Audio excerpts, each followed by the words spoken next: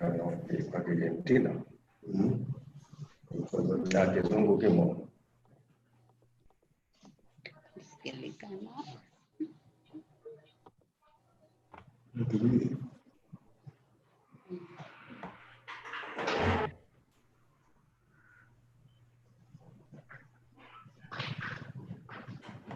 Good morning. Good morning to everyone. Good morning from Buenos Aires, Argentina, to our colleagues in Latin America, and good afternoon to our friends in Kenya and other African countries who are showing us this webinar. Welcome to the technical seminar, Technological Development to Improve Family Farming Livestock Production in Kenya and Argentina. Let me introduce myself. My name is Guillermo Sanchez. I am the manager of institutional affairs at INTA, and I'll be the moderator of this seminar. This activity is in the frame of the international cooperation project Improving Livestock Production in Kenya, led by the Ministry of Agriculture, Livestock, Fisheries and Cooperatives of Kenya and the National Institute of Agricultural Technology of Argentina. And it is supported by the Argentine Fund for International Cooperation, FOA. This seminar is organized in 4 blocks. The first one is an opening block, followed by an institutional presentations. Then the core of the seminar with the technological block, including presentation and question for the audience. And we are at the end of the seminar, a closing block. This seminar is broadcasted by the streaming through the INTA channel in YouTube and will also be recorded. Please, if there are audio or video problems, please, we appreciate receiving your comments in the chat. Our team will assist you in order to solve those problems. Thank you to all of ones that are attending to this event. So let's start with the seminar with the opening block. Authorities of the involved institution give us some welcome words. In the first place, I pass the floor from Argentina to Ms. Belén Bogado, General Director of International Cooperation of the Ministry of Foreign Affairs, International Trade and Worship. Belén?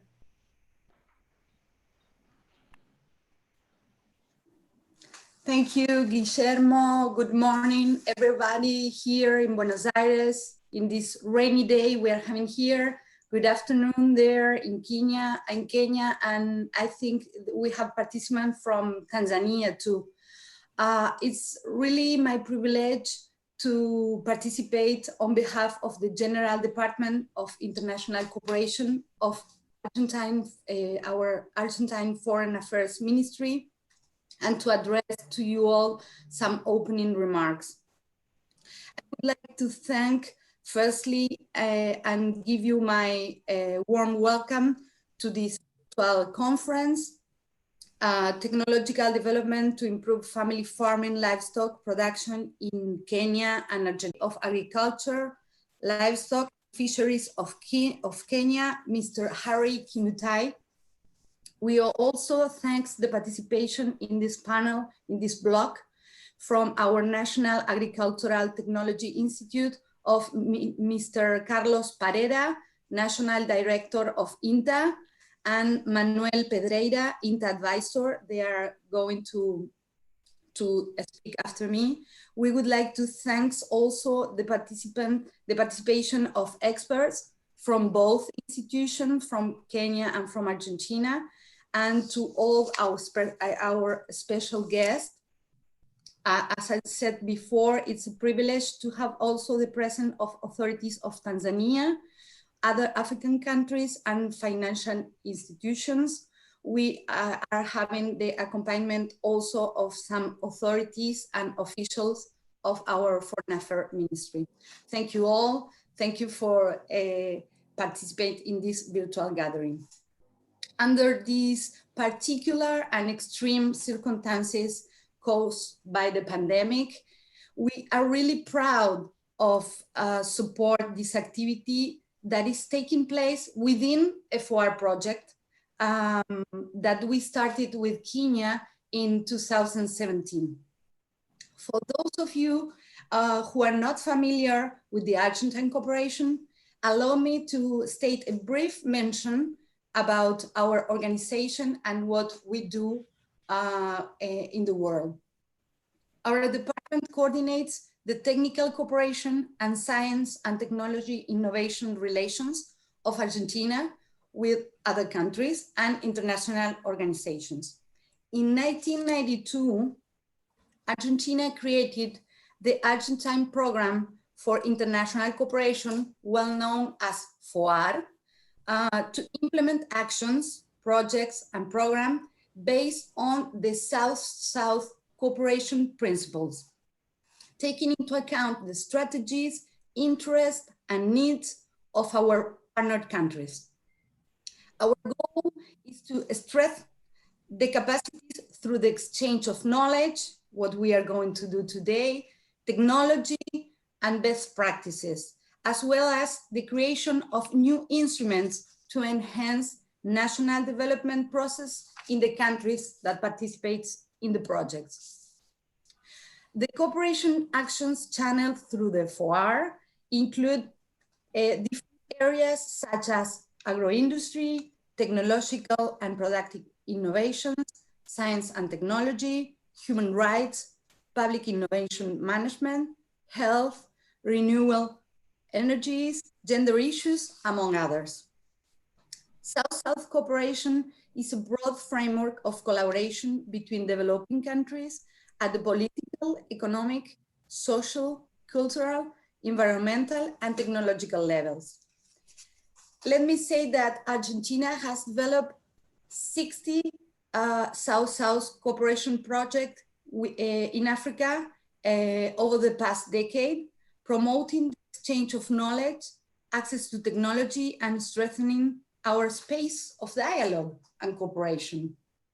Today, with this activity, we are reaffirming Argentina's commitment to the African continent. You are our friends in the pursuit of improving the quality and the coherence of international cooperation. In that sense, let me let you know that we are renewing an Argentine cooperation plan for Africa for the next 4 years. We look forward to working closely with Kenya and other African countries to join efforts in addressing the multiple challenges confronting developing countries today towards sustainable and inclusive development and shared prosperity for our people. In this time of crisis, we must remember that this is also an opportunity to deepen our unity and solidarity. As the UN Secretary General Antonio Guterres remarks, the pandemic has demonstrated our global fragility. Since the virus is revealing all the vulnerabilities worldwide, we now, more than ever, must to contribute to rethinking the role of South-South cooperation in promoting sustainable and inclusive development to reduce the terrible impact of global threats and the crisis of the pandemic that will have on our countries, taking into considerations the goals of the 2030 agenda. The cooperation between our countries must be the path to do this. Therefore, I would like to congratulate the experts and institutions participating in this virtual conference from Argentina and from Kenya for continuing working with engagement and tenacity against these new problems we are facing within the pandemic. We hope today you can share together your knowledge to each other, your capacities in research and technology development activities during the seminar. Enjoy the seminar. I wish you all a successful working session today. Thank you very much for listening to me and to participating in this debate. Thank you, Belén. Thank you, Belén. Thank you. Now, let's hear the words of Manuel Pedreira. Mr. Manuel Pedreira is a representative of the Agriculture Ministry of Argentina at the Board of Directors of INTA. Manuel give us his word in Spanish and I'll be translating simultaneously. So, Manuel, adelante. Tenés que habilitar el micrófono, Manuel.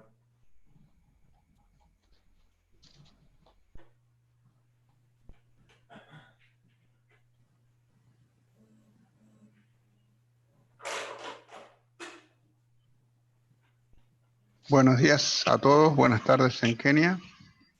Good morning, good afternoon in Kenya.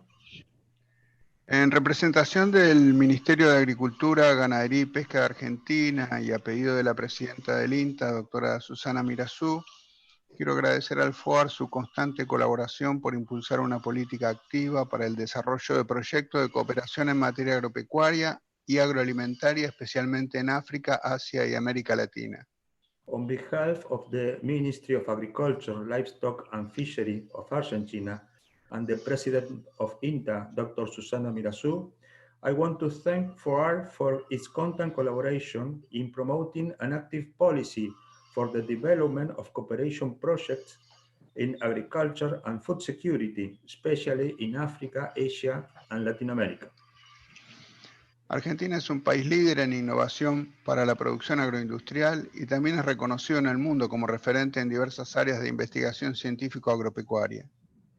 Argentina is a leading country in innovation for agricultural industrial production, being worldwide recognized as a benchmark in many areas of scientific agricultural research. El nivel de desarrollo de nuestro sistema de producción agrícola se basa en la incorporación continua de conocimiento y la adopción de tecnologías, donde la investigación y el desarrollo de nuevas técnicas y herramientas agroindustriales son protagonizadas por instituciones públicas, empresas y productores agropecuarios. The development of our agricultural production system is based on the continuous incorporation of knowledge and the adoption of technology. On this basis, research and development of new techniques and agroindustrial tools are conducted by public institutions, companies, and agricultural producers. En ese sentido, es necesario efectuar una especial mención hacia las acciones vinculadas al desarrollo tecnológico que ha procurado proporcionar a la pequeña producción agropecuaria de los instrumentos, herramientas y tecnología apropiada a sus necesidades, permitiendo la mejora productiva de sus emprendimientos en los que el INTA, el Gobierno Nacional, universidades y el sector privado han tenido una destacada contribución a la mejora de la calidad de vida de este importante sector productivo. In this sense, it is necessary to make a special mention of the actions related to technological development aimed at providing instruments, tools, and technology that are suitable to the family farmers' needs, allowing the productive improvement of their venture. By taking part in this process, INTA, the national government, universities, and the private sector have made an outstanding contribution to improving the quality of life of this important productive sector. Esta contribución de Argentina está comprometida en incrementar sus aportes a la seguridad alimentaria mundial a través de su capacidad exportadora y al reforzar las acciones de cooperación sur-sur. The Argentine contribution is committed to increasing its contributions to global food security through its exporter capacity and by reinforcing South-South cooperation actions. En tal sentido, junto al Fondo Argentino de Cooperación Internacional e instituciones de referencia internacional como el INTA y SENASA, impulsamos una política activa para el desarrollo de proyectos de cooperación técnica en materia agroindustrial, donde funcionarios y expertos de diferentes países realizan intercambios de experiencias y trabajos de campo, generando proyectos productivos y la adopción de buenas prácticas y tecnologías al servicio de la comunidad rural. In this sense, together with the Argentine Fund for International Cooperation and other institutions of international reference such as INTA and SENASA, we promote an active policy for the development of technical cooperation projects in agroindustrial matters. Within these initiatives, officials and experts from different countries can exchange experiences and work on the field, generating productive projects and the adoption of good practices and technologies at the service of the rural community. En la actualidad se encuentran en vigencia 18 acuerdos de cooperación en materia agroindustrial entre el Ministerio de Agricultura, Ganadería y Pesca y 16 países africanos, entre los cuales se encuentran Kenia. Nuestro desafío será profundizar el desarrollo de proyectos conjuntos de cooperación técnica en materia agroalimentaria para construir una alianza estratégica de trabajo que permita alcanzar la seguridad alimentaria en nuestros continentes. Currently, 18 cooperation agreements in agroindustrial matters have been signed between the Argentine Ministry of Agriculture, Livestock and Fisheries and institutions from 16 African countries, including Kenya, as one of our main partners. Our challenge will be to deepen the development of joint technological cooperation projects on agri-food matters to build a strategic alliance to allow us to achieve food security in our continents. Para finalizar, quiero agradecer y destacar la labor del equipo binacional que lidera el proyecto al organizar este evento durante el complejo contexto que enfrenta el mundo a causa de la pandemia COVID-19. Muchas gracias. To conclude, I would like to thank and highlight the work of the binational team that leads this project and is outstanding in organizing this event during the complex context that the world faces due to the COVID-19 pandemic. Thank you. Now, thank you, Manuel. Now we listen to Dr. Carlos Parera, National Director of INTA. Carlos.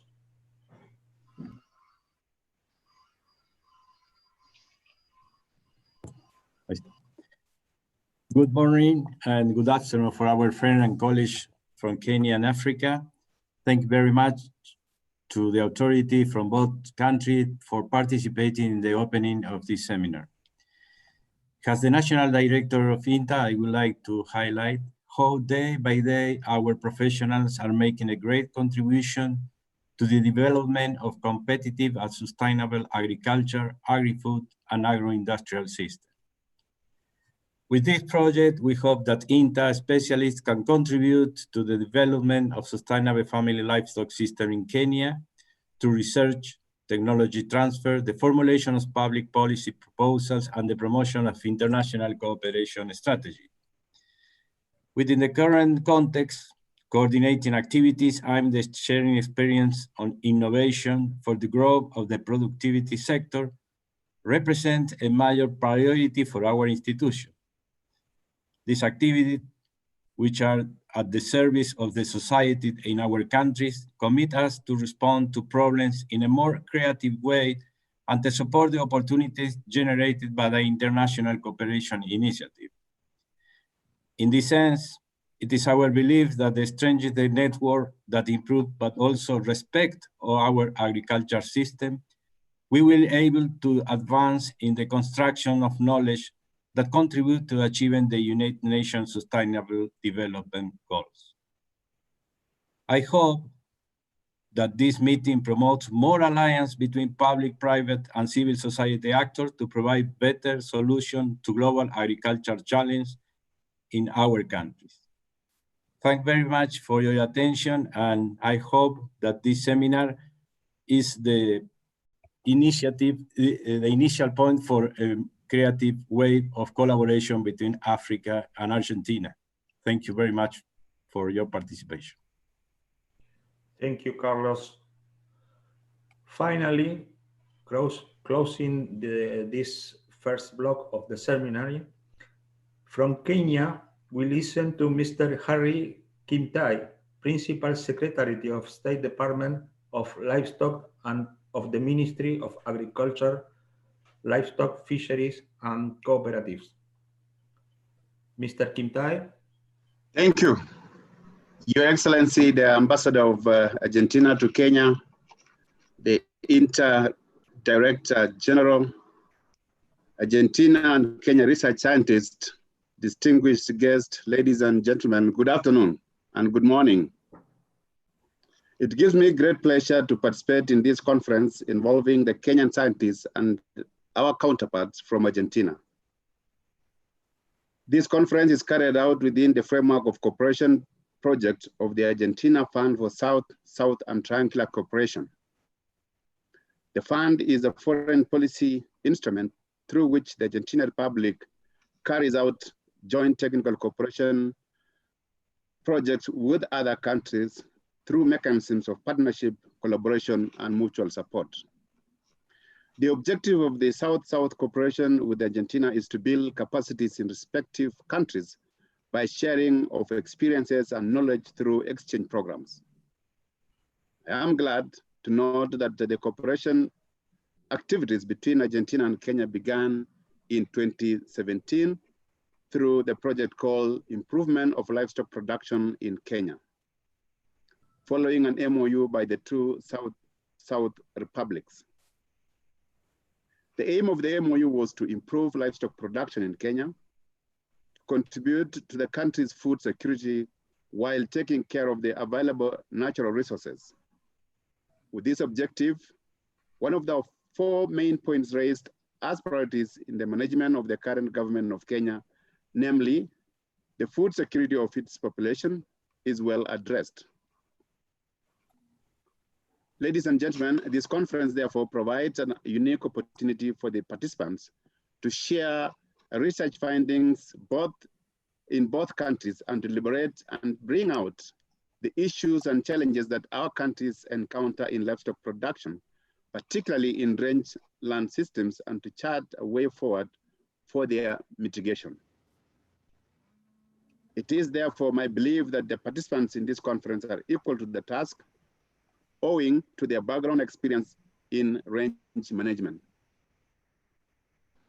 Ladies and gentlemen, since the inception of the cooperation project, I am happy to note that there have been 5 missions involving Argentinian and Kenyan officials, 3 to Kenya and 2 to Argentina. The first 3 missions were aimed at giving the focal points an opportunity to familiarize themselves with the livestock production systems in Kenya and Argentina.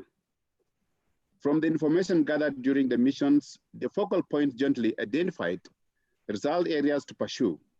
These included participatory identification of the main constraints and challenges of livestock systems in the assaults of Kenya and development of the current forage chain and comparison with the productive potential.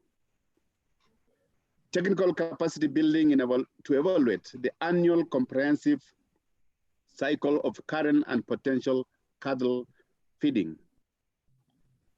Theoretical construction of the potential forage chain for assault to be assessed by the Directorate of Livestock Production in Kenya. And finally, the development of an innovative proposal to link research and extension institutional players in livestock farming available as a public policy. These result areas will be realized through several activities, including exchange programs for experts from both countries, sharing research findings among scientists, and also sharing knowledge through conference and workshops. Ladies and gentlemen, allow me to highlight the significance of the livestock industry in Kenya. Livestock is a very important economic activity which employs 50% of the Kenya agricultural labor force, and it is a primary source of livelihood for over 10 million pastoralists and agro-pastoralists in the arid and semi-arid lands. Furthermore, the sector accounts for about 12% of the entire GDP and 42% of the agricultural GDP. It also supplies the domestic requirements for meat, milk, and dairy products, and other livestock products accounting for about 30% of the total marketed agricultural produce. The sector earns the country substantial foreign exchange through export of animals, hides and skins, dairy products, and other processed products. At the national level, the Kenya Vision 2030 remains the economic blueprint to guide the country's development agenda in the coming years. The aim of the Vision 2030 is to create a globally competitive and prosperous country with a high quality of life for its citizens. In the Vision, agriculture sector are envisaged to be innovative, commercially oriented, and modern. Agriculture is expected to grow at the rate of 7% through implementation of several measures that include increasing production and productivity through natural resource management, disease and pest control, crop and livestock insurance, post-harvest losses, market development, increased investment in the sector, strengthening institutions, policies and systems, increasing youth and women participation in crop and livestock production, and implementation of the regional and international protocols and commitments. Ladies and gentlemen, the government has further spelled out the big 4 priority areas in which it is focusing on for the 5 years, that is between the year 2018 to 2022. Namely, this is food and nutritional security, manufacturing and agro-processing, universal healthcare, and affordable housing. Livestock industry is a major contributor to the big 4, therefore improving its performance is critical, and this will be achieved through investment in various livestock technologies, including animal feed production, conservation, and processing, among others. Ladies and gentlemen, the exact forage demand is not clear due to the inaccurate data information in livestock populations, and the acreage under forage production and conservation is a challenge. Studies available on forage value chain suggest that Kenya suffers large deficit of livestock feeds, particularly the forage for dairy, beef cattle, sheep, and goat, which include over 4 million dairy herd, 44 million head of beef cattle, 45 million sheep and goat. It is therefore important to note that unless targeted interventions on the forage are implemented on a national scale, productivity of livestock is likely to be grossly affected, resulting in reduced production due to long calving intervals, emaciated livestock, and reduced milk and meat yields in the medium and long term. As indicated earlier, the objective of the South-South cooperation with Argentina is to build capacities in respective countries by sharing of experiences and knowledge through exchange programs. To this effect, Kenyan counties can learn a lot by engaging in these exchange programs. It is in this regard that officers from the county governments were included in the 5th mission of the project that visited Argentina in 2019. I therefore call upon the county governments to support the cooperation by enabling their staff, where possible, to participate in these programs. Ladies and gentlemen, as I conclude, allow me now to end my remarks by thanking the Argentina government for accepting to cooperate with us in the endeavor to improve livestock production and productivity in Kenya. I also wish to thank the Argentina experts who have continued to work with the Kenyan counterparts in implementing some of most of these projects, and particularly supporting the country at this particular time when we have pandemic, the corona pandemic, and they have organized for this conference. Despite the fact that we are not going to have the meeting on one-to-one, we've engaged using this new technology, a new approach of exchanging ideas during this particular time, because our systems must continue despite the challenges that we are facing. Thank you very much, and God bless you. Thank you, Mr. Kintai. Thank you to all the authority for give us these words. So let's pass to the second block of this seminar, starting with institutional presentation. We are going to listen presentation about cooperation between Argentina and Kenya in the voices of Mr. Martín Gómez Bustillo, Argentinian ambassador in Kenya, and Mr. Boniface Ngwaka, Minister Counselor at the Embassy of Kenya in Brazil. Mr. Ambassador Bustillo, your floor. Good morning, buenos días, Jambo to the Kenyan and Tanzanian friends, Mr. PS, officials of the Kenya Ministry of Agriculture, Livestock, Fisheries and Cooperatives, CALRO researchers, INTA technicians and authorities of the Argentine Ministry of Foreign Affairs, Belén. It is rewarding to visualize how all of us present here are contributing to the long-standing friendship between Argentina and Kenya, and how throughout the years we have built within the nature of South-South cooperation a strong bridge towards joint technical development. Within the frame of the Argentine Cooperation Plan with Africa 2016-2019, and with the financial support of the Argentine Fund for South-South and Triangular Cooperation, FOAR, there is a long list of high-level agreements that have paved the way for this project. The 2013 MOU between the Ministries of Agriculture, Livestock and Fisheries of Argentina and Kenya, signed during the visit of the then Minister Cosgel to Argentina. The 2017 Agreement of Technical Cooperation signed during the visit to Argentina of the then Minister of Foreign Affairs, Amina Mohamed, without mentioning others. Ladies and gentlemen, this project in particular was born in 2016, when, in the occasion of the farewell of my predecessor, Ambassador Viviana Jones, His Excellency President Uhuru Kenyatta expressed his desire to advance in joint projects of bilateral cooperation, particularly in livestock sector.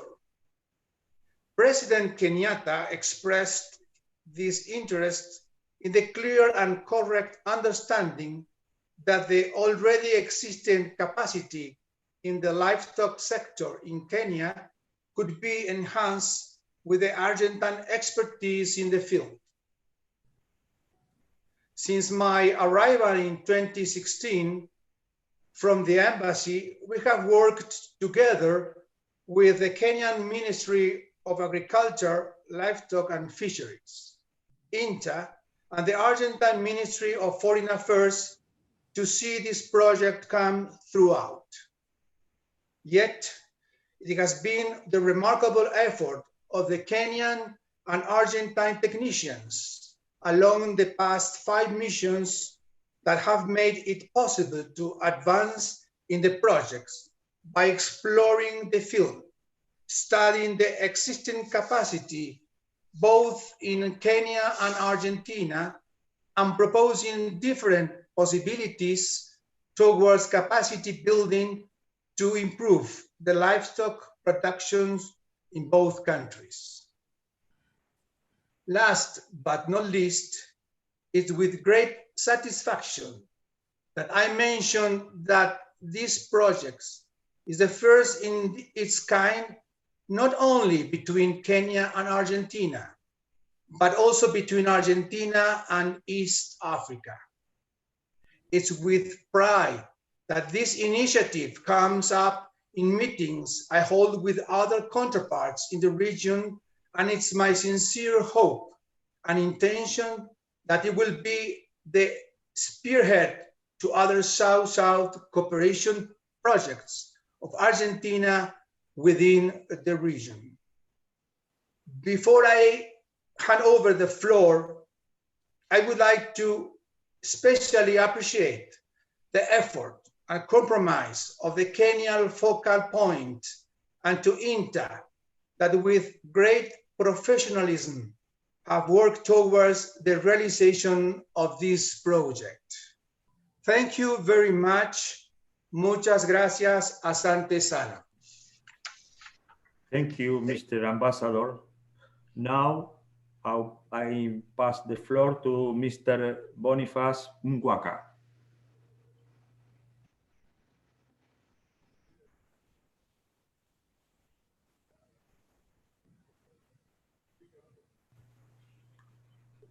Mr. Minister, are you there?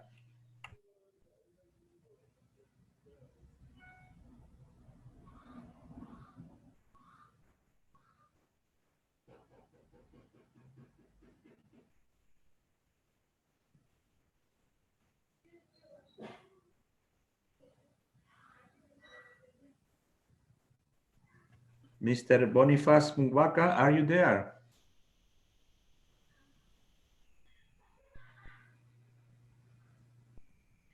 Okay.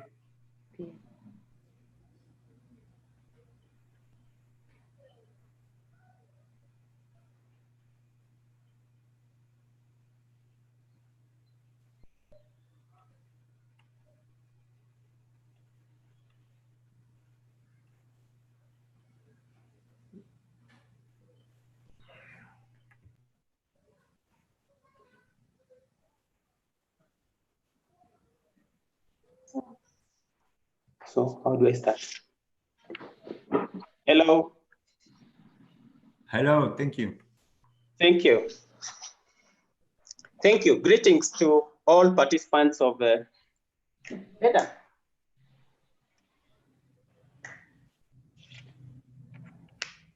Hello, Hello. hello. Thank you. Thank you. Yeah, I had some challenges on the network here, I think. Sorry for that. Greetings to all participants of the session. My name's Boniface Mwaka, Mr. Chancellor, Kenya Embassy, Brazil, and also accredited to Argentina. I come before you this moment to represent the Ambassador, Isaac Ocheng, who is currently held up somewhere. So I'm just holding brief for him. Thank you for that. And now I give the remarks by the Ambassador. Remarks by Ambassador Isaac Ocheng during this partial conference between Kenya and Argentina on improvement of livestock production systems in Kenya, which is held today. Excellencies, distinguished participants, ladies and gentlemen, it is a great honor and pleasure for the invitation extended to me to participate in this virtual conference. I wish to thank Argentine International Cooperation Fund Project most sincerely for organizing this conference and for making this event possible.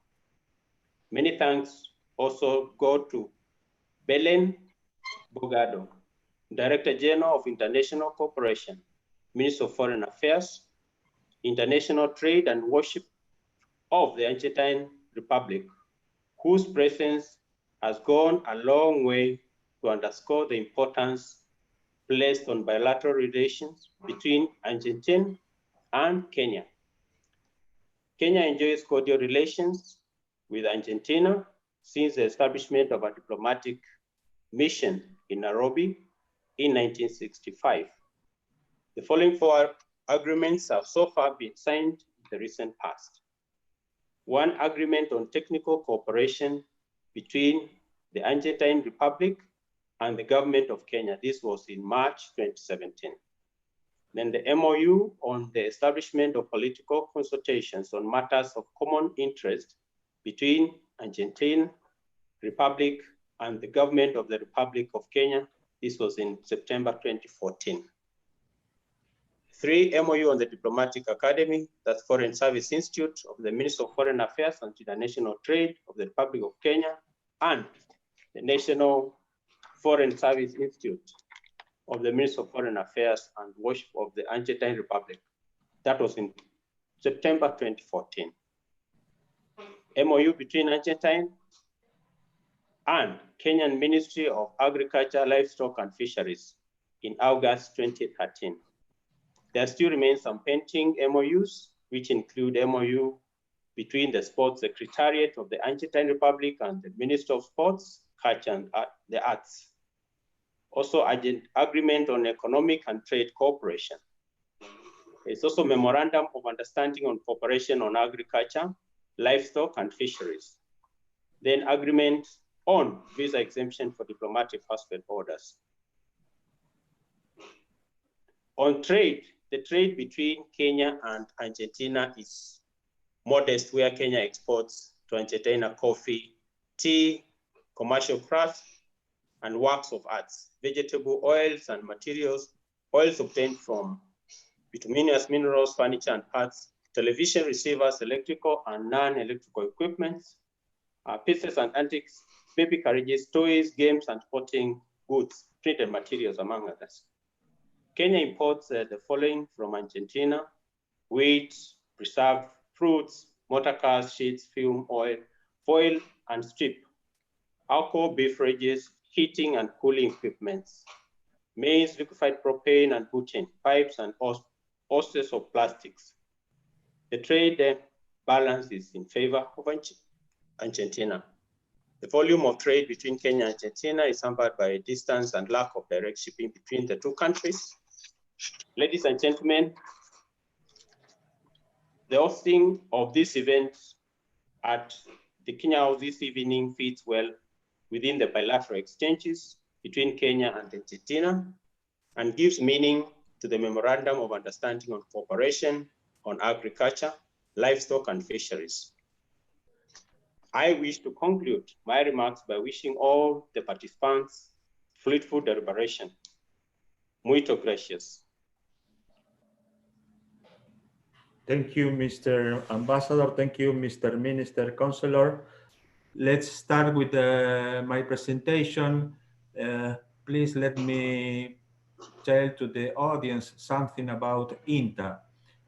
I will pass a short video of our institution in order to describe our institution, and after that I will make a very short presentation.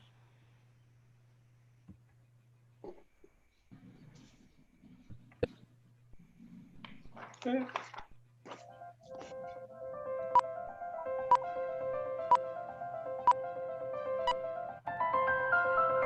A good idea is nourished by its environment and is capable of transforming it. We have the resources to make our ideas grow and turn them into innovative technologies, to contribute to the development of producers at all levels, to respond to the demands of agro-industry and of the Argentine people. Our roots are strong and spread across all landscapes. For 60 years, we have generated scientific knowledge, transferred technologies, and partnered with other institutions to ensure they will reach the people. We overcome distances. We reach out to the world.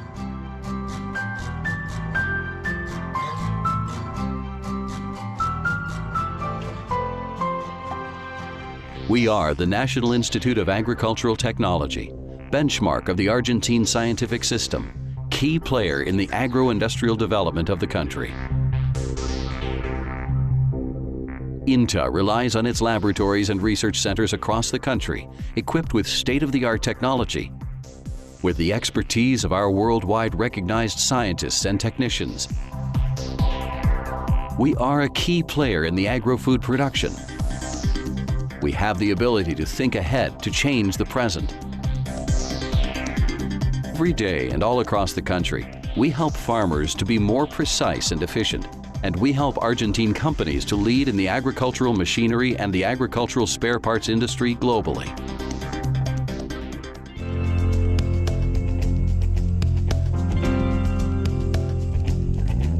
Our work and transfer of knowledge in genetic improvement, development of vegetable varieties, agricultural machinery and equipment,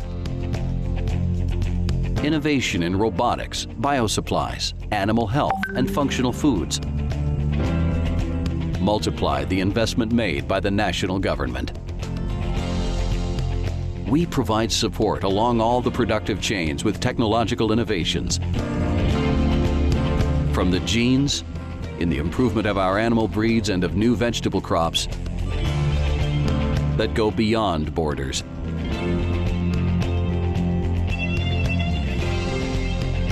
We guarantee Argentine quality food around the world.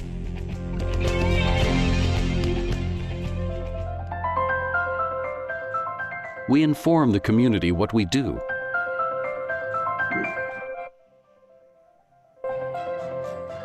In 2004, we started the mega exhibition INTA Expone and have since then traveled all the regions of the country.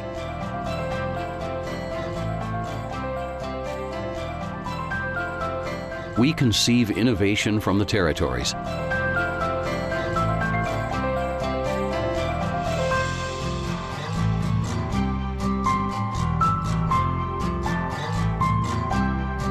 We are committed to adding value to production at its place of origin. We support the establishment of cooperatives, clusters, and agro-industrial parks that add value and create jobs.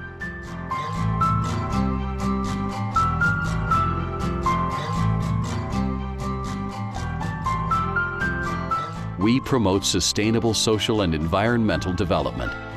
We work together with family agriculture farmers.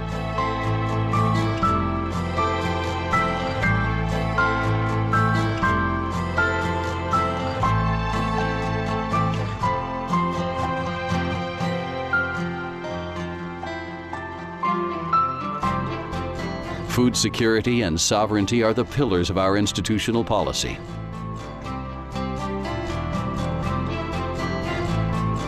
With Pro Huerta, a program for food self-production, we reach families, schools, and hospitals, as well as countries where food is an unresolved issue.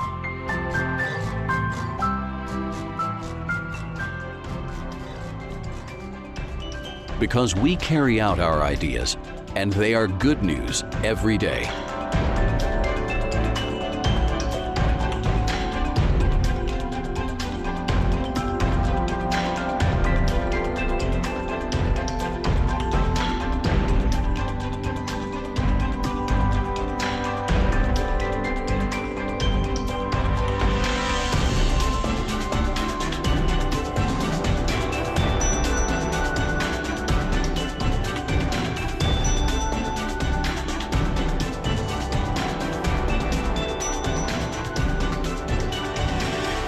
Because we are INTA, we are also the technological innovation for Argentines.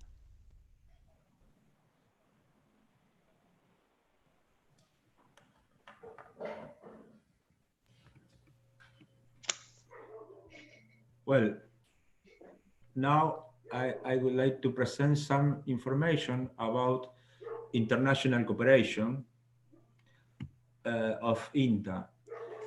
In the particular case of Africa, our tools of cooperation are, as you can see in the slide, we can see agreement, multilateral network, project, technical training courses that is provide us linkage with 12 countries in Africa. The type of linkage you can see in the slide, we have 11 public-public and 4 public-private agreements.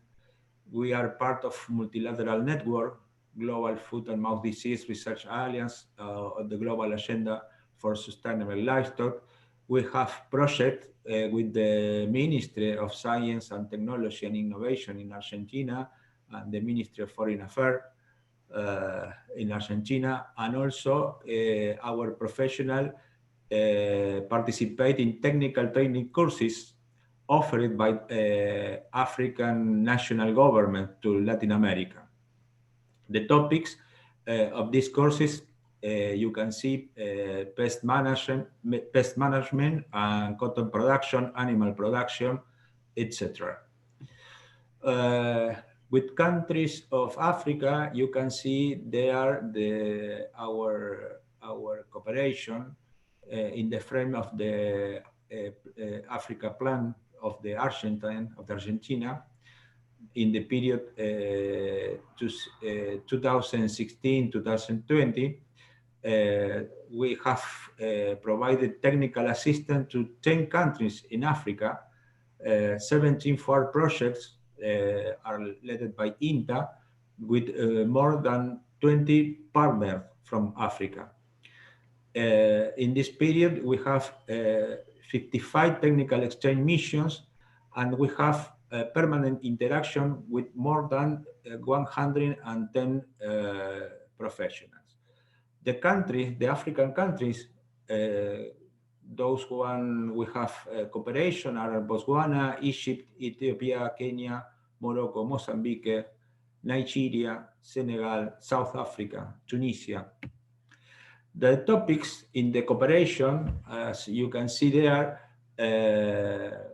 we have 35% on livestock production, 24% sustainable agriculture, 24% biotechnology, 12% quinoa production, and 6% family farming. These are the topics in the frame of the FOAR project.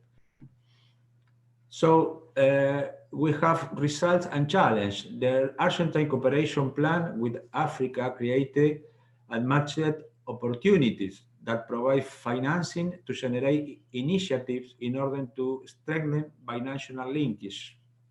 Within the framework of this project, the goals achieved during the technical mission have laid the background for future collaboration.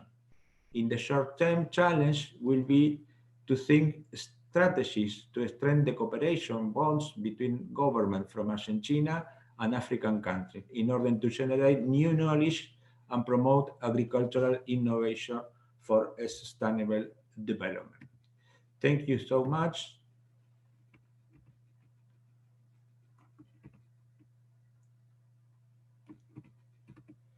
So now I pass the word to my colleague Fernando Guzman in order to start the third block of the seminar with the technical presentations.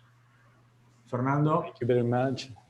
Thank you very much, Dr. Guillermo Sanchez, and thank you very much for the authorities of both countries for participating in this conference, the first conference that we are organizing in the frame of the project, South-South Cooperation Project, Improvement of the Livestock Production in Kenya.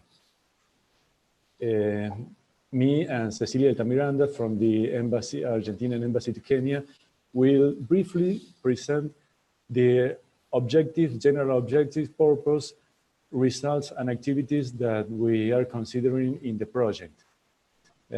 First of all, I'd like to highlight that the project is focused in the arid and semi-arid lands in Kenya and in the Chaco region in Argentina. Both regions have a lot of similarities, not only from the natural points of view, the characteristics of the soils, the climate, the pastures uses, but also with the social subject considering in the activities, which are the family farmers, the livestock producers that have very similar conditions in both countries. And we see this cooperation as a mutual process of enrichment. We see that both countries has a process of enrichment with this cooperation. We know from the experiences in Kenya, in the livestock production systems, in the research activities, and in the public policies oriented to the sectors. And we also hope that our partners in Kenya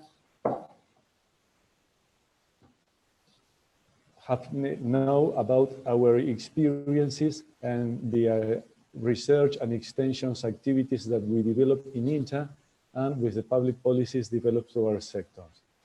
Now I will show you the presentation with the help of the PowerPoint. Cecilia Altamiranda will present the first part, and I will continue with the specific activities that we are maintaining in the project. So, necesito que me habiliten para presentar. I need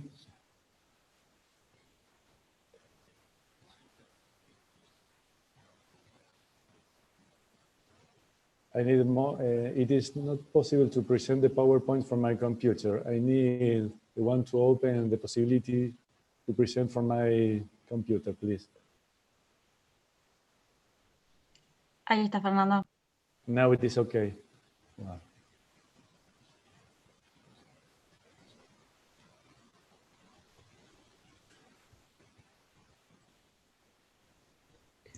Well, thank you, Fernando. Good morning, good afternoon, everyone. So as well as Fernando mentioned, we are going to brief you shortly about the project and all the advances that have been made so far. So the purpose of this project, is it advancing? The purpose of this project is to carry out exchanges of experiences in research and extension, technology transfer, and training in grazing management and animal nutrition. All this with the main objective of improving livestock production in Kenya and to contribute to food security and food sovereignty, taking care of the natural resources available. In order to achieve this goal, the general objective of the project is to strengthen institutional and social players' capacities for appropriate management of natural resources and associated livestock production in Kenya. Therefore, the project has advanced, having as guidelines 4 expected results. That is, result number 1, participatory identification of the main constraints and challenges of livestock systems in the arid and semi-arid lands of Kenya.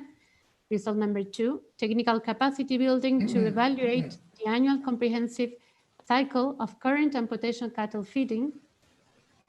Result number 3, theoretical construction of the potential forage chain for arid and semi-arid lands to be assessed by the Directorate for Livestock Farming in Kenya. And number 4, development of an innovative proposal to link research and extension institutional players in livestock farming available as public policy. Well, I will continue talking about the activities that we have been doing to obtain each one of those results. The project is at the middle term, so there are too many activities left, but in the result, participatory identification of the main constraints and challenges of livestock productive systems in the arid and semi-arid lands of Kenya. This is a very important result, very important specific objective of the project. And we have started in the different missions from Argentina to Kenya and from Kenya to Argentina with field visits to farms and talking with farmers, livestock producers, and analyzing the problems and opportunities that they are facing. We have maintained meetings with researchers of the Kenya Agricultural Livestock Research Organizations in different cattle stations in Makueni, Marsabit, and also in Nairobi. And we have maintained meetings with officials of the livestock areas at national and county levels in different counties in the ASALs of Kenya. We also visit companies in the livestock area, especially feed production companies. And we conducted the workshop participatory identification of the main constraints and challenges of livestock systems in Kenyan arid and semi-arid lands. This workshop took place in 2019 in the city of Isiolo with the participation of 37 persons between researchers from Calro, officials from counties and at the national level, extensionists. And we conducted this workshop to identify the main problems and opportunities that from the point of view of the participants of the workshop are facing the livestock systems in the ASALs. These are some pictures of our activities, visiting the cargo stations, visiting some livestock producers in different parts of the country, and pictures of the workshop maintained in Isiolo, and meetings with officials in different parts of the country. Another result, as Cecilia told us, is the technical capacity building to evaluate the annual and comprehensive cycle of current and potential cattle feeding. In this result, we have Dr. Juan Pablo Alberghini, that is a researcher from Argentina, give the conference Livestock Production in Argentina with a special focus in the arid and semi-arid land conditions. Then in the missions from Kenya to Argentina, we visited different INTA experimental stations. We visited the experimental station in La Rioja province, Santiago del Estero, San Juan, and Tucumán, which are in the middle of the Chaco arid region of Argentina. And we visited field visits to farms in Santiago del Estero, Córdoba, La Rioja, San Juan, and Tucumán, visiting companies for seed production in the northern part of Córdoba. These are some pictures of the activities. The conference of Dr. Juan Pablo Alberghini that was maintained in the workshop in Isiolo, they visited in INTA La Rioja and in Tucumán. And then other pictures, visiting the INTA experimental station in San Juan, visiting a slaughterhouse in San Juan provinces, where we visited also some feedlot companies producing livestock in our province. Another expected result is the development of an innovative proposals to link research and extension institutional players in livestock farming available as a public policy. To obtain this result, we have made some activities. I give a conference also in the frame of the workshop in Isiolo. The name of the conference was Family Farmers in the Cuyo region of Argentina, main aspects to build a successful extension process. Then we presented the experience of INTA in research and extensions and the link of both activities in an innovative cycle. We maintained meetings with researchers in different cargo stations in Kenya. We maintained meetings with country extension agents in different counties also. And we maintain meetings with officials of the livestock areas. These are some pictures of the activities, the different conferences, the different meetings, the visits.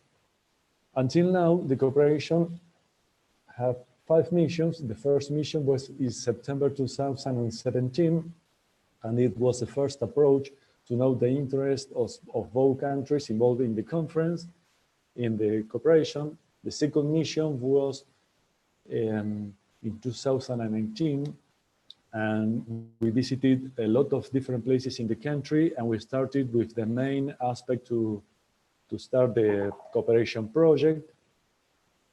Then in the first mission, there was a first visit of the Kenyan focal points to Argentina, and we visited the INTA experimental station in La Rioja, Santiago del Estero. The fourth mission was from Argentina to Kenya, and the main activity that we have done in this mission was the workshop in Isiolo to analyze the main problems and opportunities of the livestock productive systems in the arid and semi-arid lands of Kenya.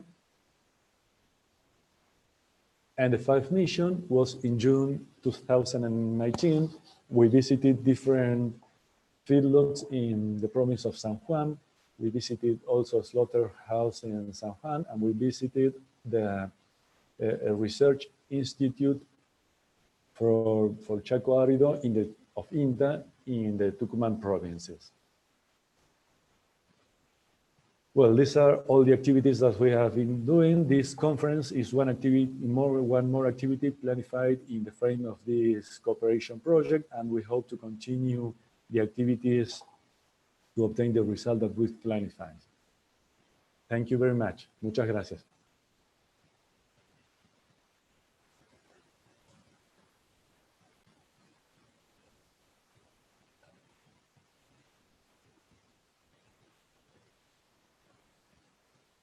Now I return the floor, and now we are going to present the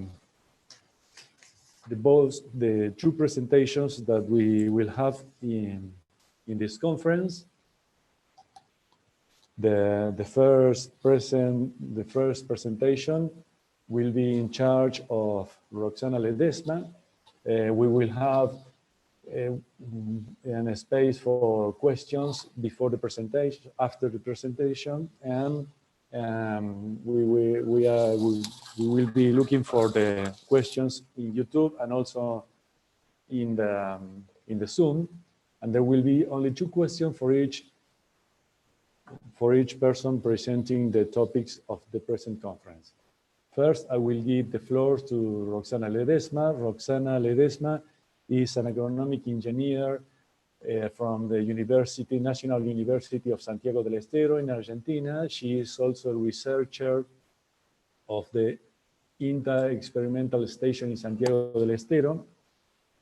And her expertise is about range management, forage productivity, fire ecology, and silvopastoral systems in the Chaco region. She will talk us about the ecology and management of the dry forests and savannas of the Western Chaco region of Argentina. So, Roxana, your floor. Okay, I will present.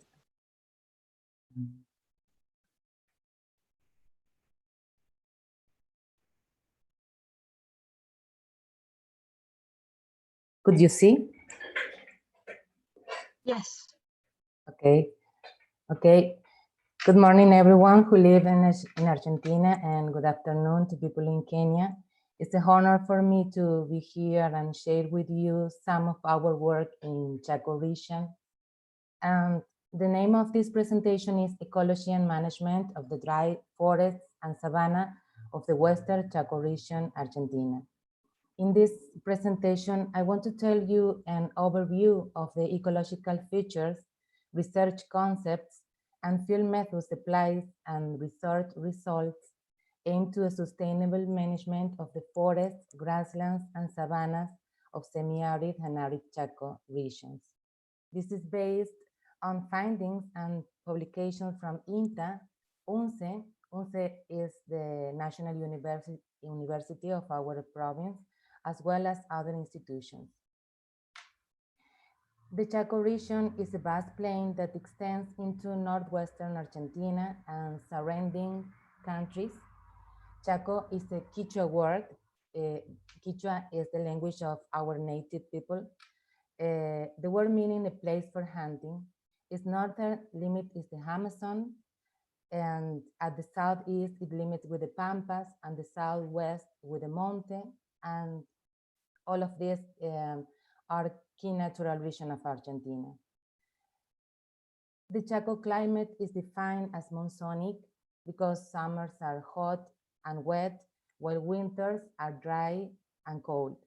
Rain is quite variable within and between seasons and tends to decrease from 700, 800 millimeters in the east and west to 200, 300 millimeters toward the south. The Western Chaco is a plain with a slight slope toward the southwest. Sediments brought by rivers and streams from the mountains and sierra located in the western side are the original material of soils. The vegetation of the Chaco region is a mosaic of hardwood forests, savannas, and grasslands, as you can see in this aerial photo. These vegetation types correspond to different soil and drainage features related to the geomorphological process associated with water runoff. Hardwood forests occupy the upland side, while the woodlands and savanna are located in the intermediate and lowland side, respectively. The three species, Schinopsis lawrencei, we named it Quebracho colorado, and Aspidosperma quebracho blanco, dominate in upper layers of the forest. These trees are 15 meters tall. Prosopis nigra, mistol are common species in the medium stratum. You can see the trees here, and you can see the shrubs here. The Acacia aroma or Bachelia, as you want in this photo, Caparis, characterize the shrub strata.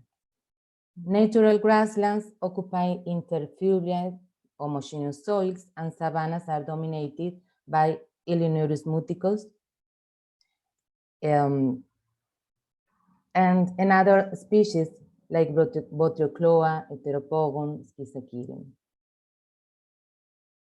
Together with floods and droughts, fire was and still is a common event in the Chaco. It was used by the natives for hunting and war in pre-Columbian times. Today is mainly used as a tool for rangeland management and vegetation clearing.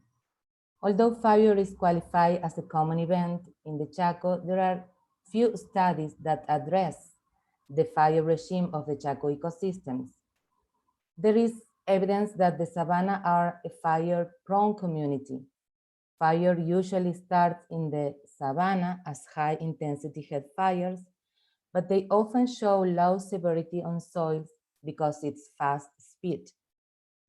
The fire regime of ecotones between the savannas and forests has been studied by dendrochronological studies techniques on nativehood species, estimating a mean fire-free interval 3 to 5 years during the last century. There is no information about the fire regime of the forests, although there are empirical evidences as oral communication from rural inhabitants and studies about fire resistance in tree species, mentioning fire scares in branches.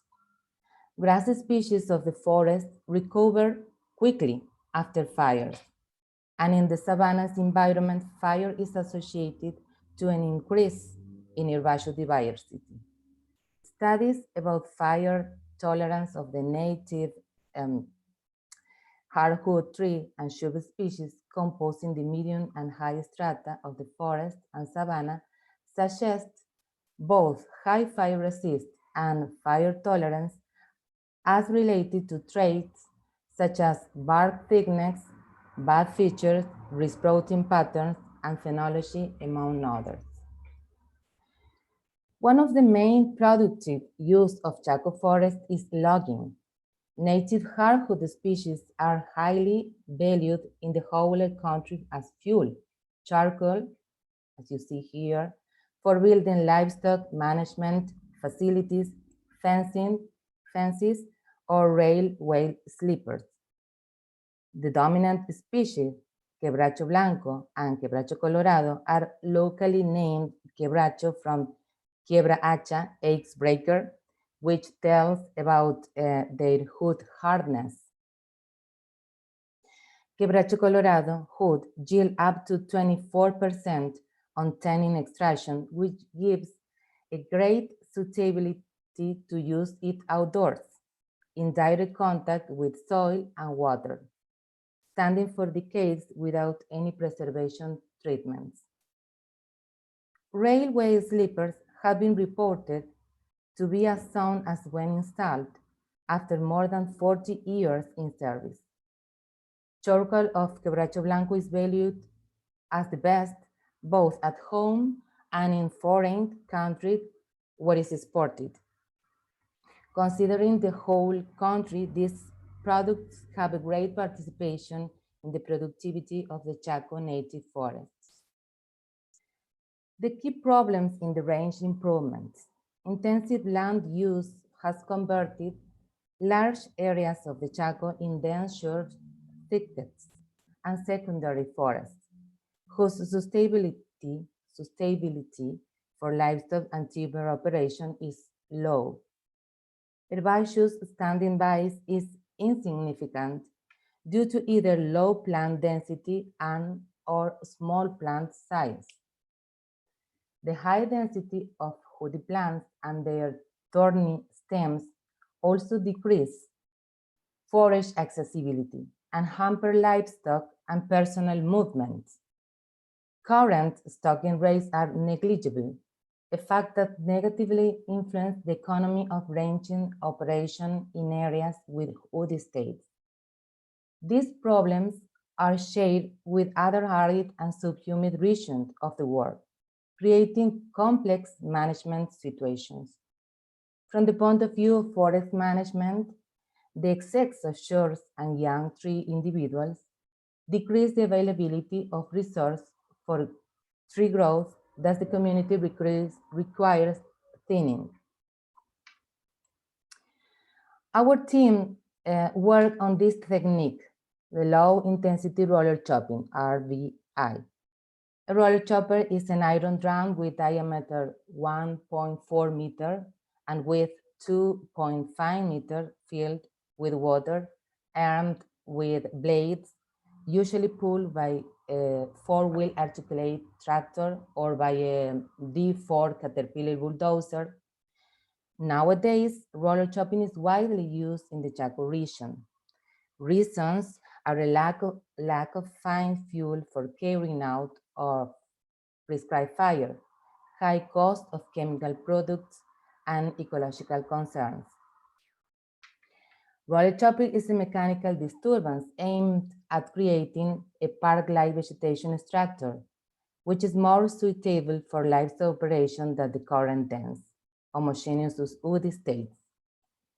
You can see in this photo before the treatment and then after the treatment. It's the same side. We took the photo before and after. With individual special trees with diameters more than 10 centimeters are left standing in different patterns and density. You can see why at the same time the rest, especially shrubs, are crushed and left as residues that can degrade naturally or be burned.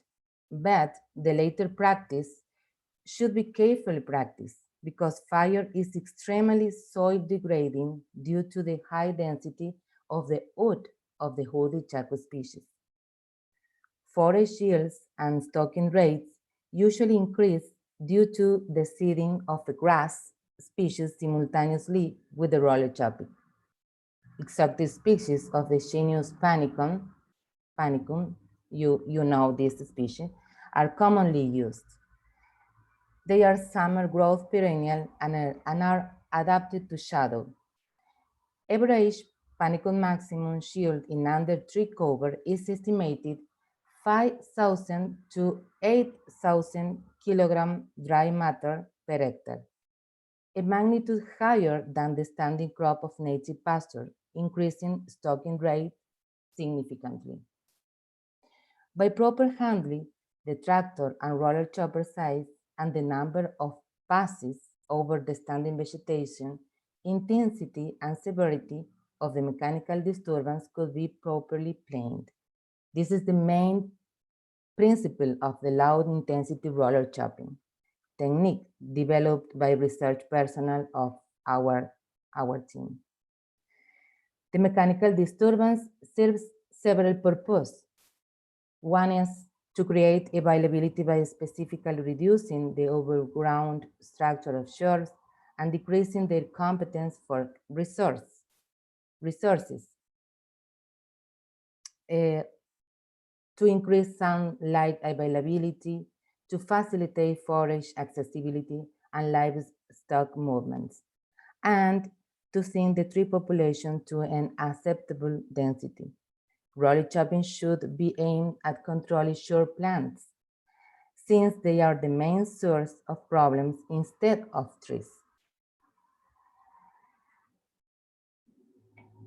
Also, we work with small rancher with this roller chopping, but with other size in other situations.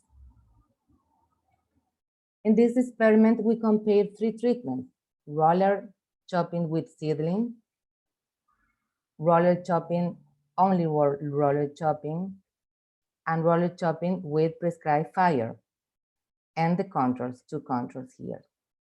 The proportional increase in standing herbaceous biomass attributed to the disturbance treatments was 160% in this treatment and 100% in the treatment in the only roller chopping treatment, considering the whole study period.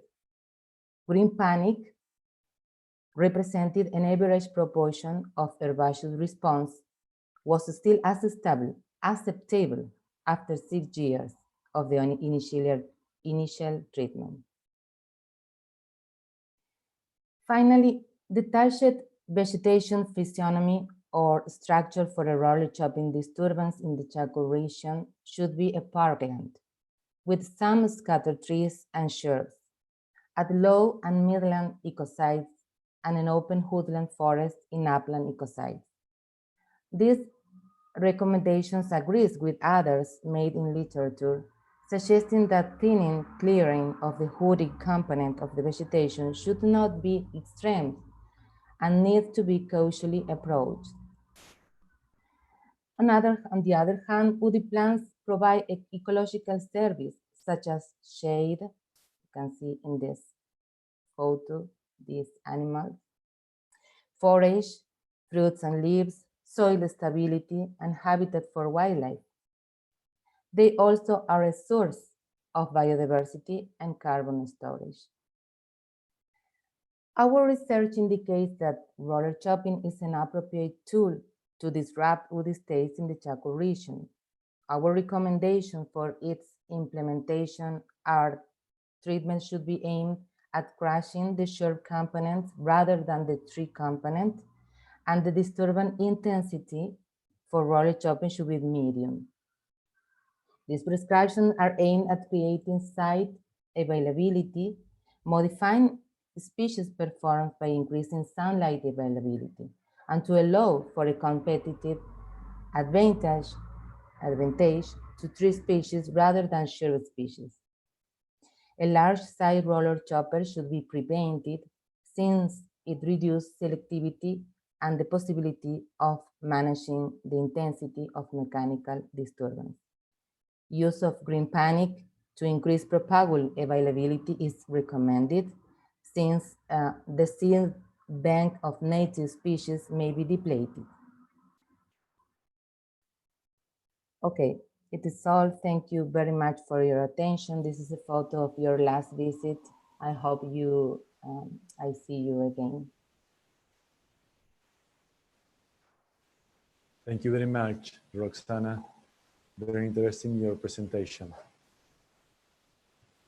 Now, I will give the floor to Mr. Dr. Cleophas Okore to introduce the researchers of Calro that will give us their presentation. Dr. Okore, please, your floor.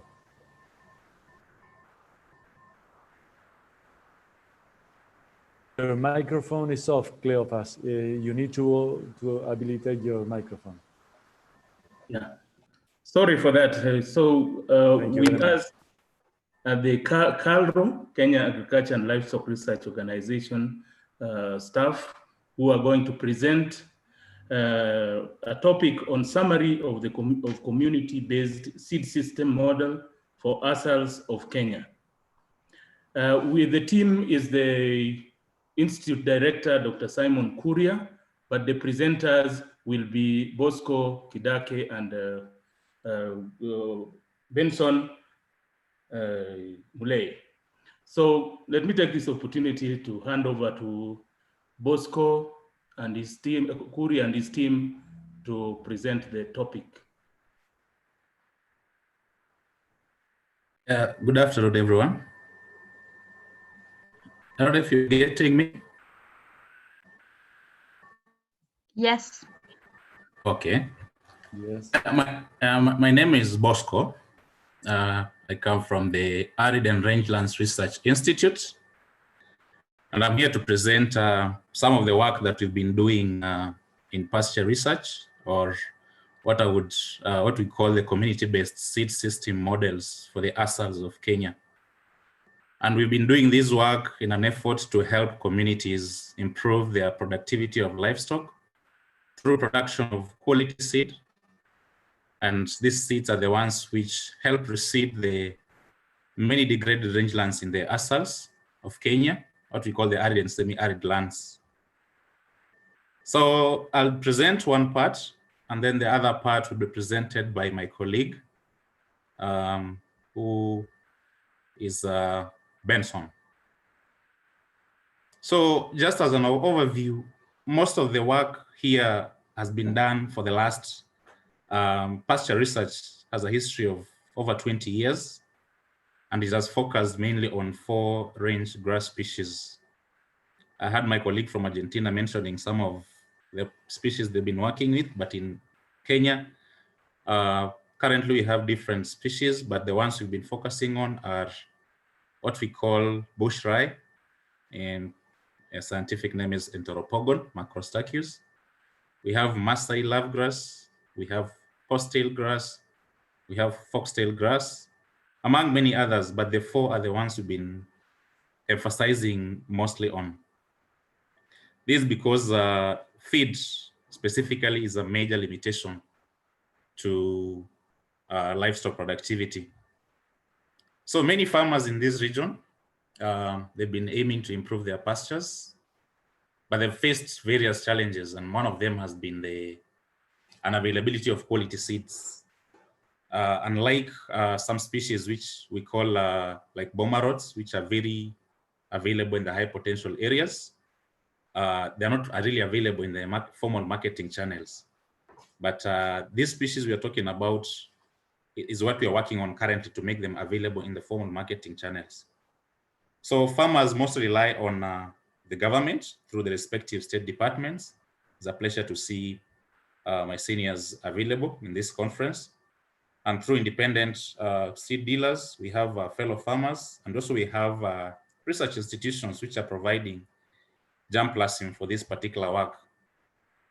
So KALRO itself, through funding from GOK funded projects, EU, European Union, and Government of Kenya funded projects, most of them has been running in the KALRO. They helped the organization put up some seed multiplication on station in a bid to be able to produce enough or some seed, starter seed for farmers, which will be used to distributed and used for multiplication.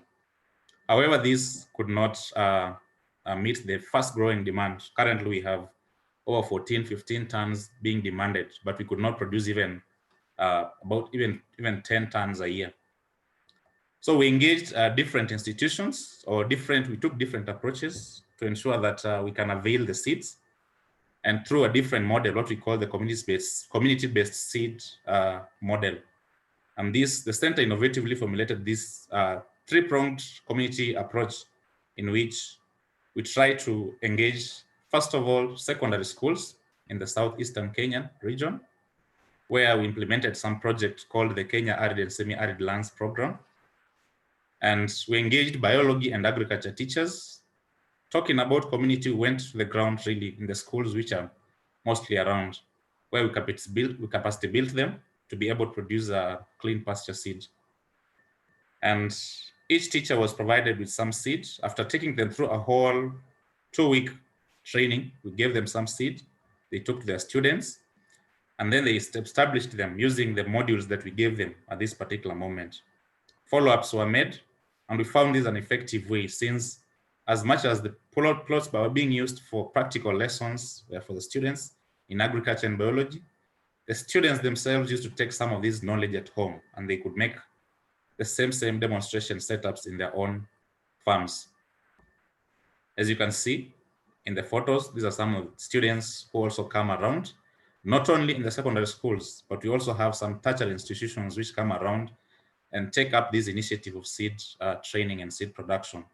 And this has been a very good mode of outscaling. Secondly, one of the most successful aspects, approaches we used, or a model, what we call common interest groups. where we selected specific community groups which are already established in the region. And we used a training approach called training of trainers, where we used to equip farmers and extension workers from the State Department of Livestock and Agriculture Department with skills, knowledge, designs in order to them to help them go to their own areas and establish linkages and also multiplication initiatives. A participatory approach was adopted, and we heard from different counties in the south, including Machakos, Makueni, all the way to Tana River and Kajiado.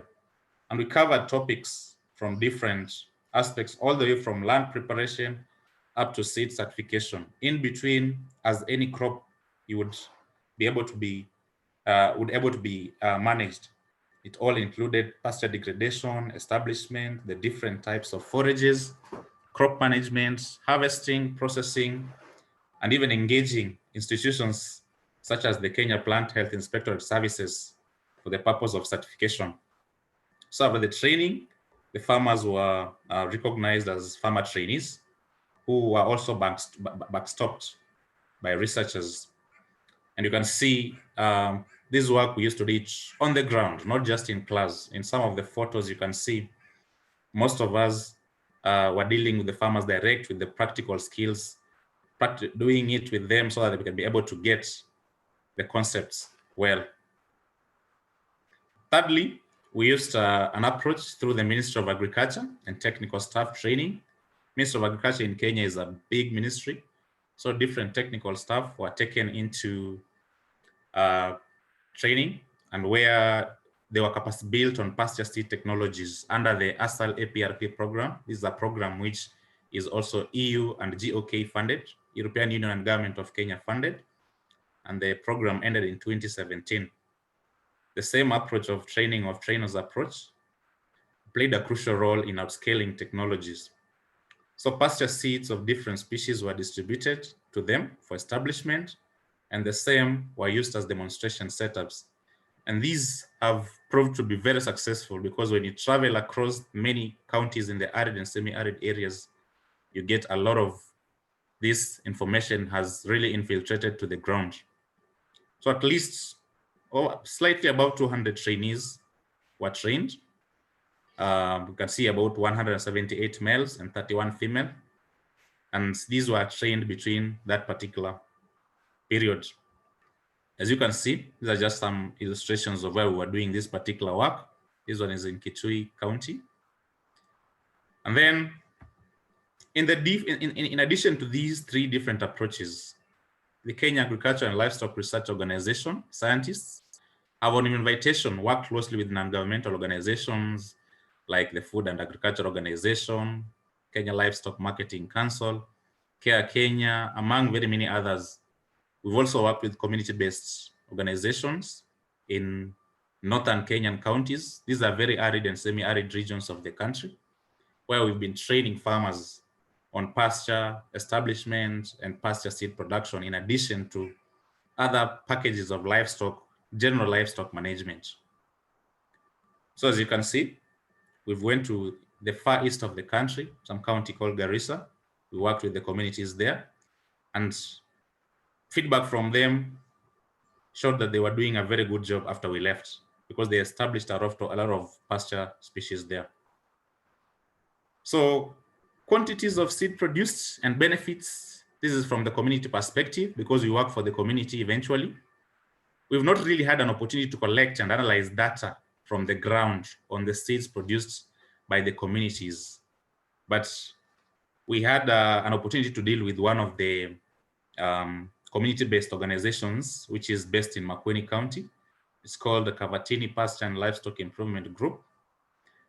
And as you can see, they've been doing a lot of seed bulking and selling them as basic farmer seed, which is used in rehabilitation of degraded lands in an effort to improve pasture and pasture lands. You can see they've had, if you quantify it in terms of monetary value, you can see at the bottom of the screen there, they've been able to sell seeds worth 6 million Kenyan shillings, which is a lot of money. And this has really helped them get them out of poverty.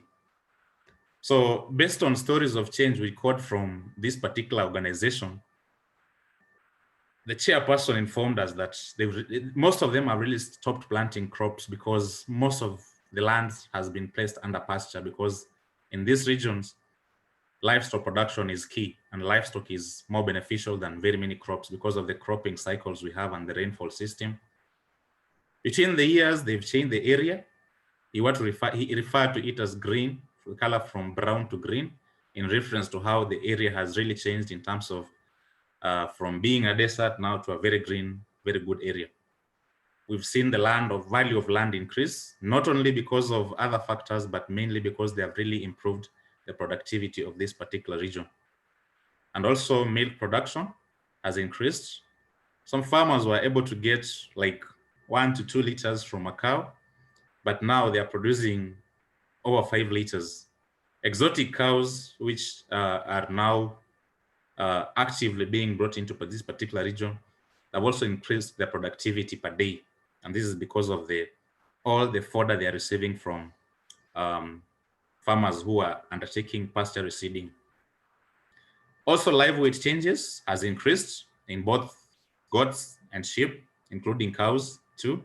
And this also increases the market prices, which is very good for them. As you can see on the photo, on the slide, many areas have turned green. When you see farmers having land which was bare, but currently turning green because of the pasture species we've been introducing and reintroducing in these particular areas. That hut you are seeing there is one of the farmers. Before the projects that we've been working on, Pasture Seed went there, is where he was living. Eventually, the photos on the right is where he currently resides. You can see it's a story of change in terms of the economic welfare.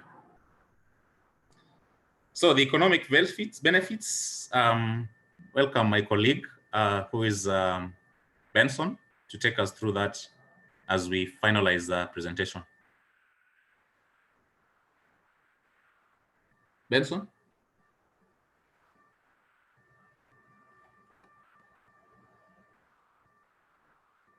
Benson?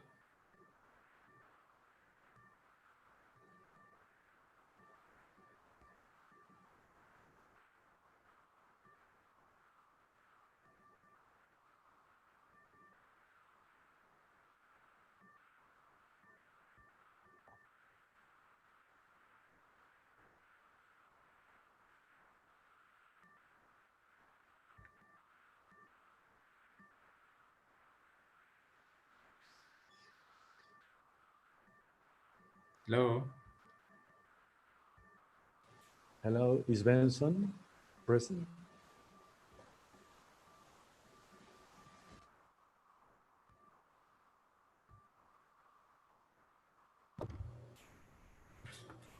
Welcome to the second part of our presentation. It is a continuation of what Bosco has presented.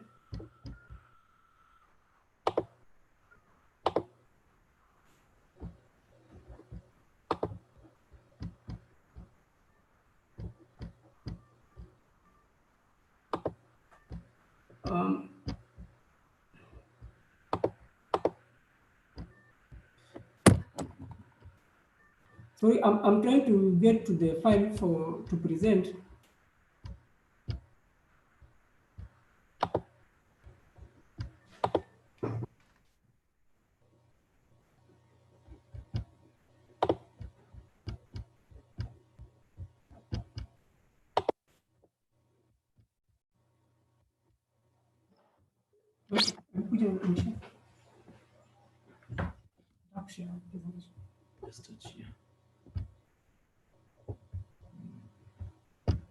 Where's your presentation? On the desktop. Open it first. The presentation.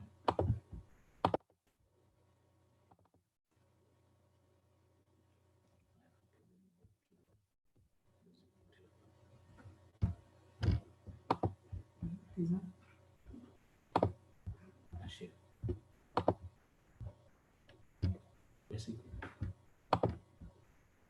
Screen.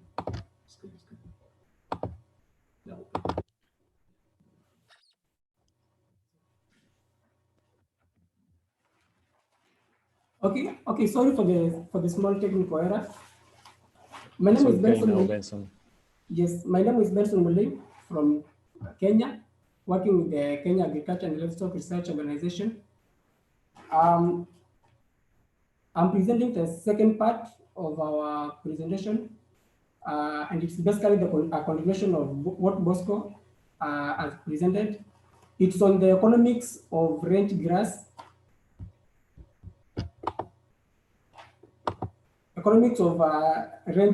seed bulking.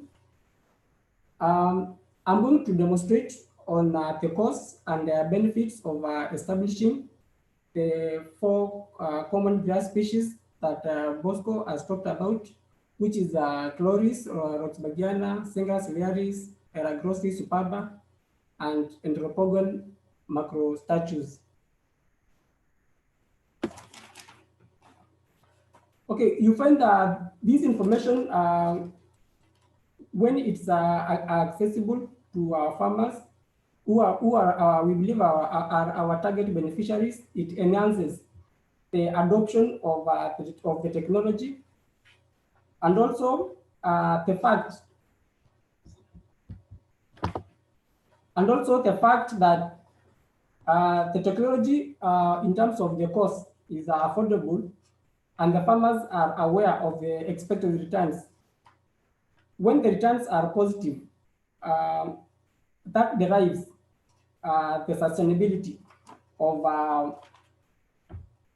the project or the investment. So on the current slide, we have the average total input cost per hectare of production in a year.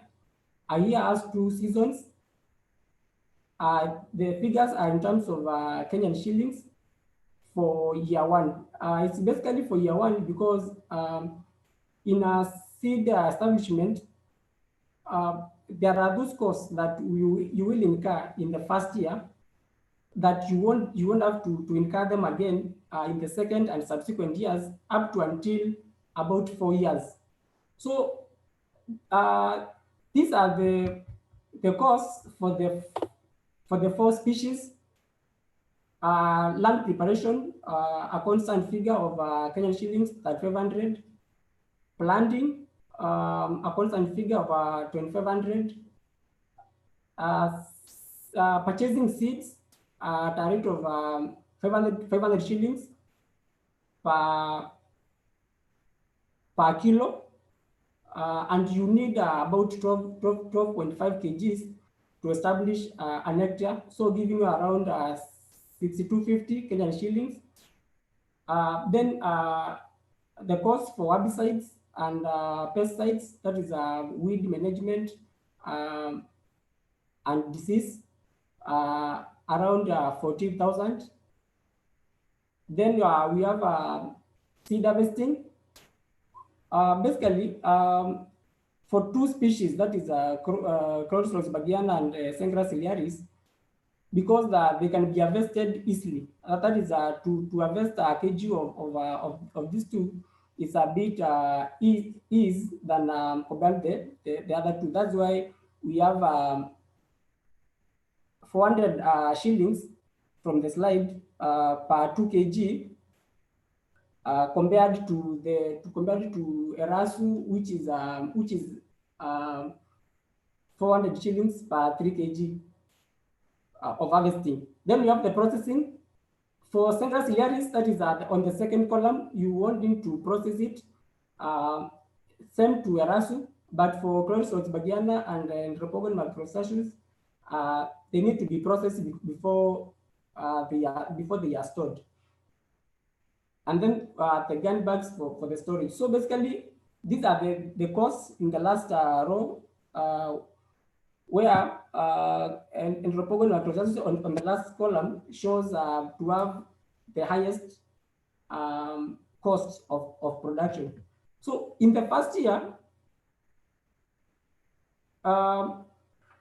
when you sell these species or these grasses, you are going to get a returns as shown in the slide.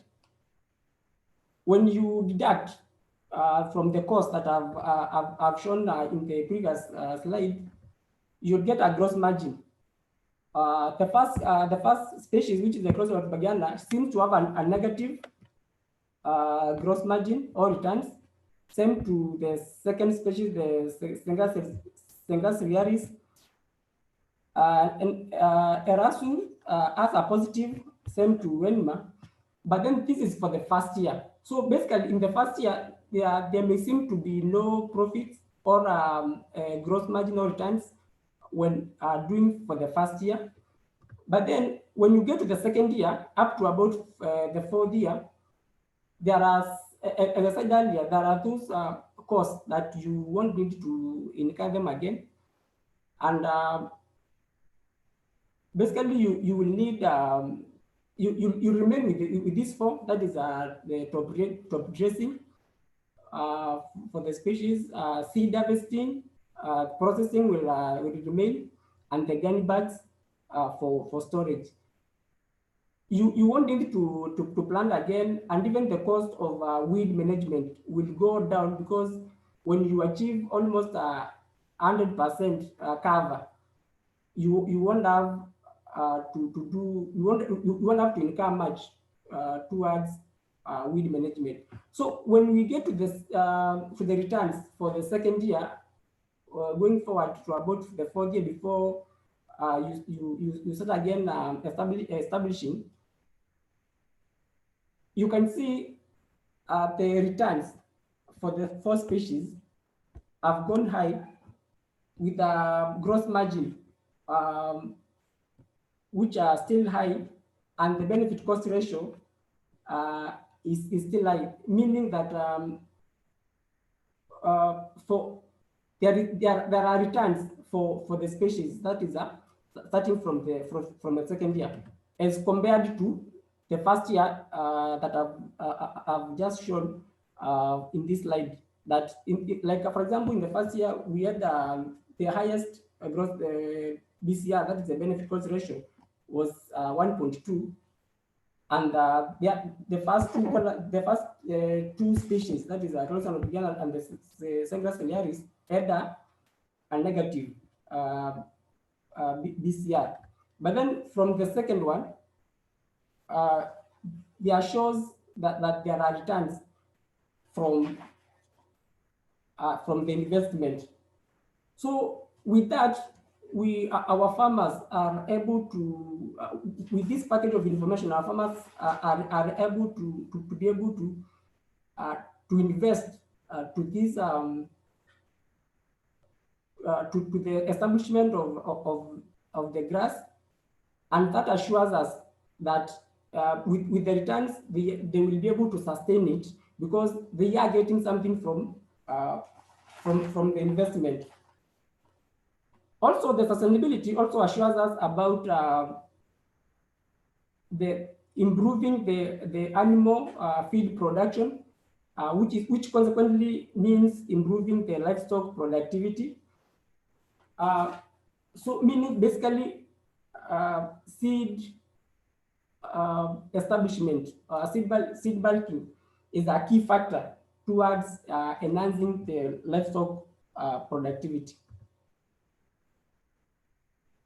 So this is just about the sustainability of the community pasture seed system. And we are saying if well managed, the system can easily self-sustain.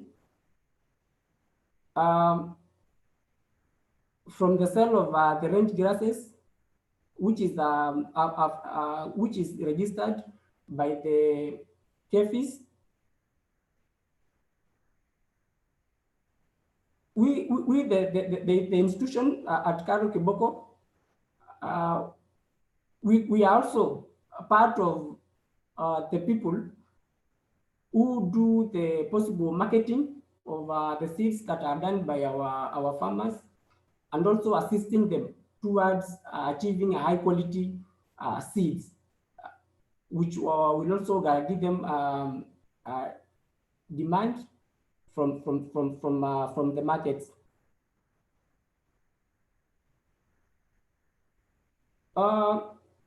So as long as we have a reasonable revenue being generated the seed system will be self-sustaining. Thank you.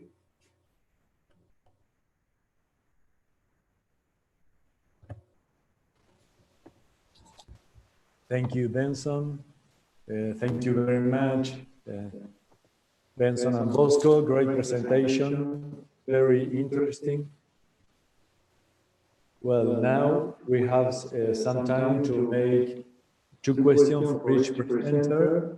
I will introduce Dr. Juan Pablo Alberghini, which I told you is a researcher from INTA, and he will ask the first 2 questions to Roxana Ledesma. Juan Pablo, your floor. Thank you very much, Fernando. Good morning and good afternoon. It's a pleasure to see you all again. We have 2 questions for Roxana. The first, it says, which are the impacts of the practice of low-intensity roller chopping in the soils? Okay, we study some parameters of the soil, like soil organic matter and nitrogen, and we saw that these parameters maintain its value after the roller chopping. We evaluated before and after the treatment and several years after the treatment, and we can see that the values of these parameters and other parameters were maintained. Okay, thank you very much. There is one more. It says, what other pastures can be seeded into silvopastoral systems? We think that in some silvopastoral systems with a few amount of trees, like prosopis, Cenchrus ciliaris, like the pasture, the same pasture that our colleagues in Kenya, they work, Cenchrus ciliaris could be seeded because this species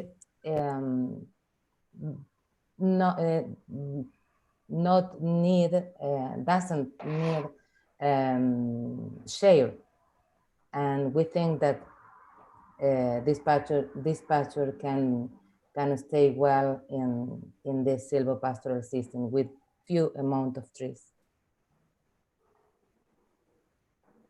Thank you. Well, now I will ask the 2 questions for the Calro presentation to Bosco and to Benson. The first is, how do you evaluate the training of trainers approach if you think it is important in the process of technology adoption?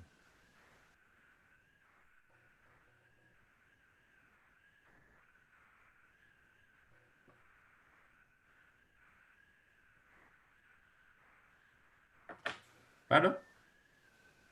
Is clear the question? Could you please repeat it? Yes. The question is, we have look in the YouTube, is how do you evaluate the training of trainers approach that you told us that we're working in the process?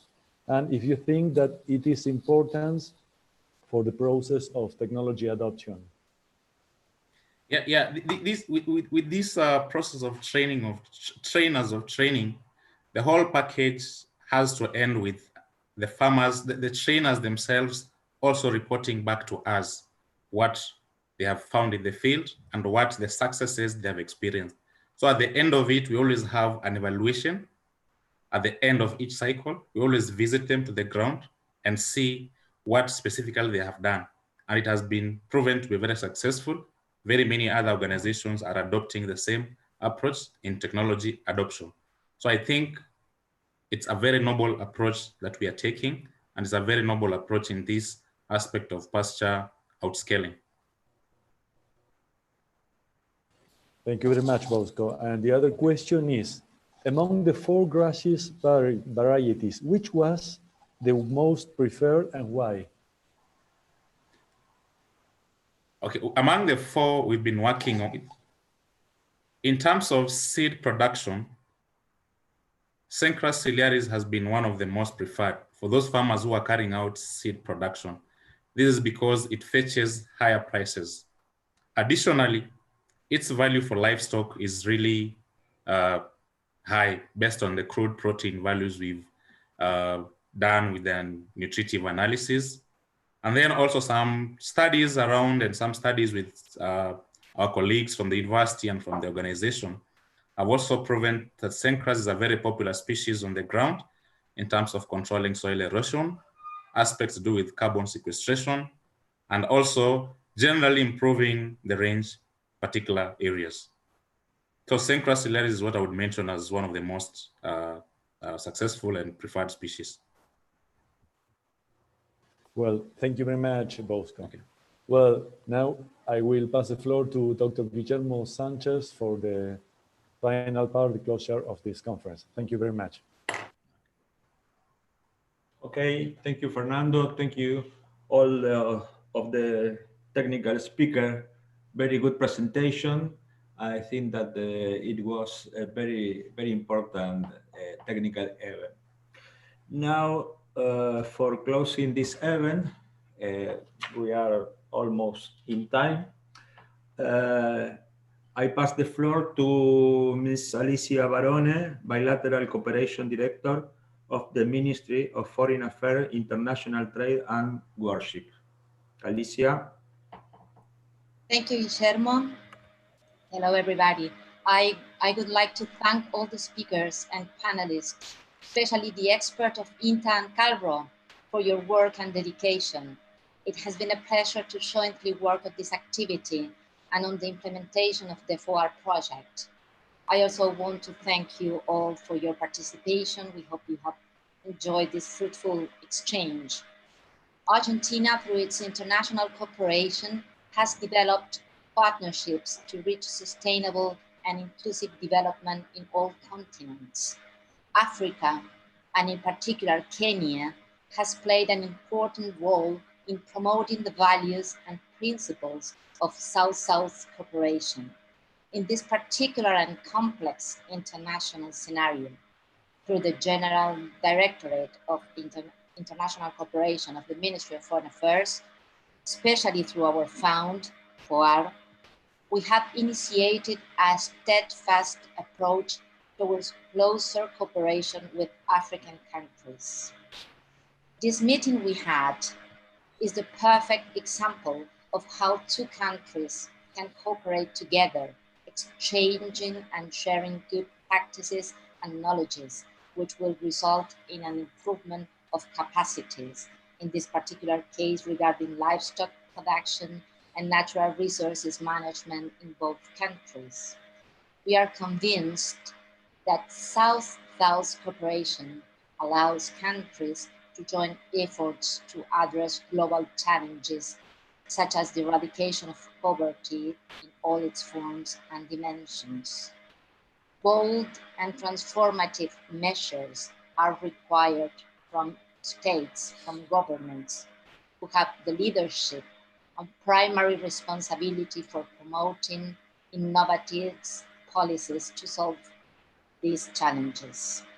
With the adoption of the 2030 Agenda, the international community recognized that it will be impossible to achieve the ambitious goals and targets without a revitalized and improved global partnership and ambitious means of implementation. That is why Argentina, through cooperation, seeks to strengthen capacities and exchange knowledges, technologies, and best practices within the framework of technical cooperation projects by sending our experts abroad, training foreign professionals in the country, and holding international seminars and workshops. Thank you all for being there. Thank you very much. Pleasure. Thank you, Alicia. Well, we are at the end of the event. I would like to apologize. I forgot to share my screen when I did my presentations. But if someone has some interest, we can send it by email. Just leave your requirement in the chat or by email, and we can send my presentation. The same for the other presentation of the technicians. If you need to or if you want to take those presentations. So thank you to the authorities and the speakers. Thank you so much for your work, for your presentation. Thank you to the audience for attending this event. And particular special thanks to our team, Maria, Camila, Paula, Gabriela, Silvana, Mercedes, all the professionals of our Office of Institutional Affairs, from the communication area of INTA and our office, and for the Foreign Affairs Ministry. They work very hard preparing, organizing, and programming this seminar. Thank you for your very important work. The whole seminar can be found in YouTube, in our channel, in the channel of INTA in YouTube. You can see there again. Please subscribe and follow us in that seminar. So, finishing, we hope to see you everyone soon in our next seminar. Have a nice day, and thank you again. Bye. Thank you and goodbye.